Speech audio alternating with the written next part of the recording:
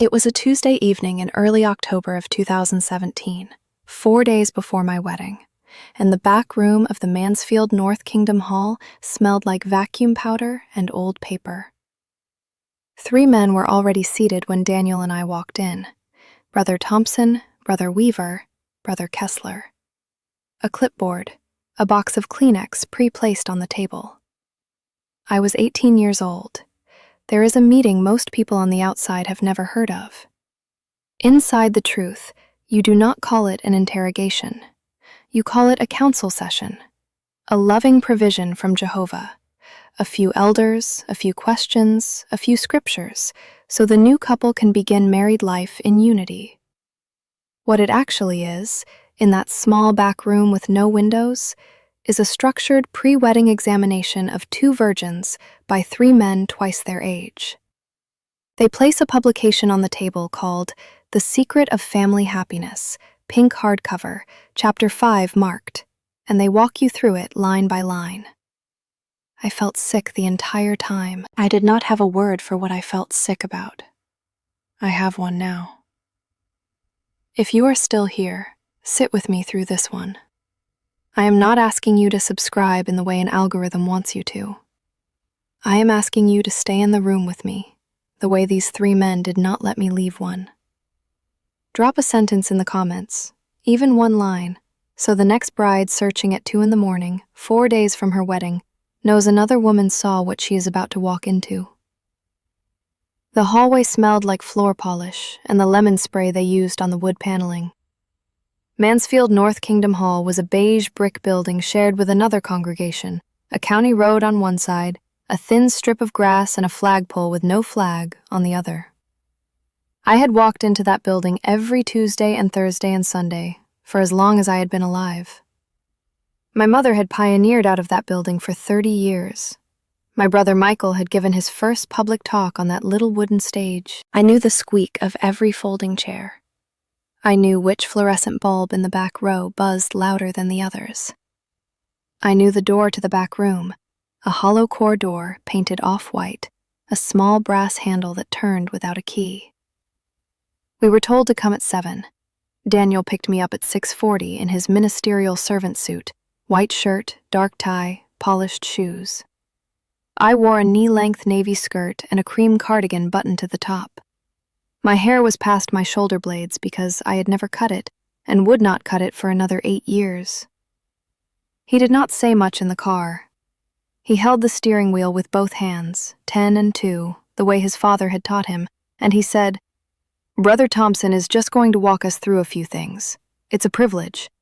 Most couples don't take it as seriously as they should." Privilege. That was the word elders used for everything that hurt. I want you to understand who I was, walking into that building. I had been baptized at 13 in the summer of 2012 at the district convention in Cleveland. I had been an auxiliary pioneer at 15. I had never kissed a boy. I had never had a friend my mother had not vetted. I had been told by every adult I trusted that the most consequential decision a young sister ever made was who she married, and that any sister who married a brother in the truth before Armageddon was, by definition, blessed. I had spent the previous 10 months in chaperoned courtship with Daniel Hoffman, a 22-year-old ministerial servant being groomed for elder, and the consensus of every aunt and every older sister in the Mansfield North congregation was that I had been chosen well. I believed them. I wanted to believe them. I had no other framework available. The back room was set up the way that room was always set up. 1 rectangular table, 4 metal folding chairs, a 5th chair brought in for the bride and groom to share the same side of the table. No windows. A single overhead fluorescent. The carpet, gray industrial, a stain near the leg of the table I had noticed once when I was 13, and waiting outside that door for a different reason. My best friend at the time, a girl named Rebecca who had moved away the next spring, was being talked to about an issue I never asked about. I remembered the stain because I had been sitting on a folding chair in the hallway, looking down. On the table, 3 things: the Kleenex box, a clipboard with a yellow legal pad clipped to it, and a pink hardcover book, The Secret of Family Happiness, with a thin blue post-it sticking out of Chapter 5. Brother Thompson stood when we came in. He was 68, soft-spoken, the presiding overseer. He smiled the way a doctor smiles before a procedure. Brother Weaver did not stand. He was 54, the service overseer, and he never made eye contact with women if he could help it. His eyes went straight to his legal pad. Brother Kessler was the one I could not look at. He was 47, Daniel's best friend in the congregation. The brother who would stand beside Daniel 4 days later as best man. And he was about to sit 4 feet from me and listen to me answer questions I had never been asked before in my life. He should have refused that meeting on grounds of personal involvement. He did not. Inside The Truth, recusal is for worldly courts. Inside The Truth, the elders are appointed by Holy Spirit, and what Holy Spirit appoints does not need procedural fairness. Brother Thompson opened with prayer. He thanked Jehovah for the upcoming union. He asked Jehovah to give Sarah a submissive heart. He asked Jehovah to give Daniel the wisdom of a headship rightly exercised. He said amen, and he picked up the pink book, and he said, "We're just going to take an hour to make sure you both understand what marriage in the truth is.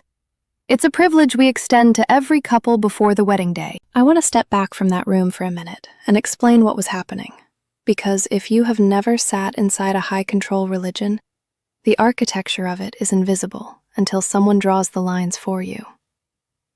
What I was sitting through that night had a name in our private vocabulary: the premarital council session. It is not in the published handbooks the public can read. It is in the Elder's Manual. Shepherd the Flock of God. The book that lives in the top drawer of every elder's nightstand and never leaves the building. The session is mandatory. You cannot get married in a kingdom hall without going through it. The elders use a structured questionnaire.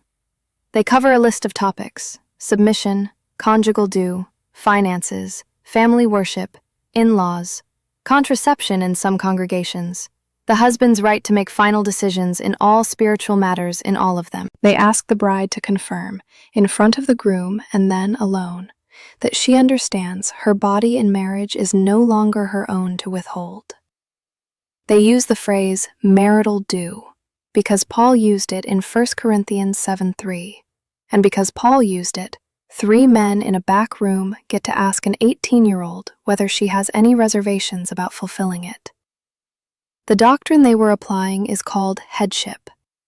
Headship says that the husband is the spiritual head of the wife in the same way Christ is the head of the church. It is not a metaphor for partnership. Inside the truth, it is a directional flow of authority. Decisions move down. Submission moves up. The wife is told her submission is not to her husband as a man, it is to Jehovah's arrangement. So when she pushes back, she is not pushing back against him. She is pushing back against God. Headship is the architecture. The premarital council session is the inspection that happens before the building is occupied. And the second mechanism in that room was the 2-witness rule. You do not see it operating the way I am about to describe, but it is there, sitting in the corner. The 2-witness rule says that any wrongdoing, including abuse, including marital coercion, requires 2 corroborating witnesses for the elders to act. The premarital council session preloads that rule. By the time you walk out of that back room, 3 elders have heard you say, on the record, that you understand the doctrine of conjugal due, that you accept headship, that you enter this marriage of your own free will with full understanding of what is expected. Every objection you might raise later, about scheduled obligation, about a notebook he kept in his nightstand, about a husband who never said he loved you and instead said Jehovah was pleased with you, every one of those objections gets weighed against the night you sat in that room and said, with 3 men watching, that you understood. Let me step out of the explanation for a minute. A lot of you have been writing to me, asking if there is somewhere you can help with what I am doing here. So I left a support page in the first comment of this video. That is where it lives, pinned right at the top. It helps me keep recording, helps me keep saying these things out loud. helps me keep this work going for the women still inside who cannot yet say it for themselves. If it is not your moment, that is all right too. Back to that night. Brother Thompson read from chapter 5 of the Pink Book. He read the section called, "A Wife Who Builds a Happy Family," the way my father used to read the daily text at the breakfast table, slow, even, with small pauses to let the weight settle. Then he turned the book around so it faced me. He said, "Sarah, take a look at the questions in the gray sidebar." There were 4 questions in the sidebar. I do not remember the exact wording of all 4. I remember the third one. Are you prepared to fulfill your marital due to your husband, even when you do not feel inclined to? I remember the wording because Brother Weaver wrote my answer down on the legal pad in pencil, and I watched the pencil move. I said yes. I said yes the way a girl who has been raised inside the truth says yes, without thinking, because there was no other word available. Daniel said yes too when his sidebar question came. I do not remember what his question was. I remember thinking, even then, that his question was shorter than mine. Then Brother Thompson asked Daniel to step out of the room. He said it would only be for a few minutes. He said it was important for the bride to be able to answer some things candidly. Daniel stood up. He looked at me with what I understood at the time as encouragement, and what I understand now as a kind of rehearsed sympathy. He left and closed the door behind him. Hollow core, the brass handle. I heard his footsteps go down the hallway toward the main hall. 3 men. 1 18-year-old girl. No window. The fluorescent humming overhead like it always hummed. The Kleenex box on the table that had been pre-placed because they expected me to need it. Brother Kessler's hands folded on the legal pad in front of him. Brother Weaver still not looking up. Brother Thompson's voice softer now, more pastoral, the way a doctor's voice softens before the part of the exam that hurts. He asked me whether I had any reservations about the upcoming marriage that I had not felt able to share in front of Daniel. He asked me whether anyone, my mother, an aunt, a sister in the congregation, had spoken to me about the physical side of marriage in any way. He asked me whether I had ever engaged in any conduct with Daniel that would constitute porneia under Watchtower definition. Porneia. They used the Greek word for fornication because it sounded clinical, and because the Greek word covered more ground than the English one. There was a list. Kissing past a certain duration, lying down together fully clothed, touching above or below the waist. It was not in the Pink Book. It was in the Elder's Manual in someone's drawer at home. I said no, to all of it. The truth was no. Daniel had been correct in every public way during our courtship. The truth was also that I would not have known, that night, how to say yes to anything I had felt or noticed or been afraid of, because I did not have language for any of it. I sat in that chair and I felt my body go still, the way a small animal goes still when it knows running will only confirm the predator. I have been careful, in the 4 months since I left, never to confuse the discomfort of being interrogated with the violence of being assaulted. They are not the same. But I will tell you what they share. The sense that your body, in that moment, is no longer the boundary of yourself. It is a topic on a clipboard. It is a row in a sidebar. It is something 3 older men get to ask about, while a 4th older man waits politely in the hallway. Brother Thompson smiled and said I had answered well. He said Jehovah was pleased. He picked up the Pink Book and he said, "I am going to ask you to take this with you when you leave tonight, and read chapter 5 again before Saturday." He slid it across the table toward me. I picked it up. The cover was already worn. It had been used by other brides in other council sessions before me. I noticed a faint coffee ring on the back. I did not know whose coffee. I took it home in my purse. I put it on the bathroom counter so my mother would see it the morning of the wedding. She did. She braided my hair and she said, "He is your head now." And then she walked into the kitchen and she did not say anything else. 4 days later, October 14th. I stood at the front of that same Kingdom Hall in a modest cream dress my mother had picked. We were married by Brother Thompson. The reception was in the basement. No music for dancing, no alcohol. Sandwich platters from the Mansfield Kroger and a plain sheet cake. My niece Lily was not yet born. My nephew Caleb would be born 2 years later. My brother Michael gave a short toast about how Jehovah blesses unions formed in the truth. My father shook Daniel's hand. The pink book stayed at home. It stayed at home for 8 more years. I am 4 months out now. I live in a small 1-bedroom apartment in Columbus, an hour and change from Mansfield. I see a secular trauma-informed therapist twice a week. I read a lot of books I was not allowed to read for the first 25 years of my life.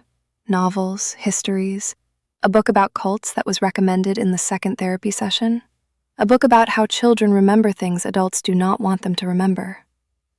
The pink hardcover came with me from Mansfield in a cardboard box of things I could not yet decide what to do with.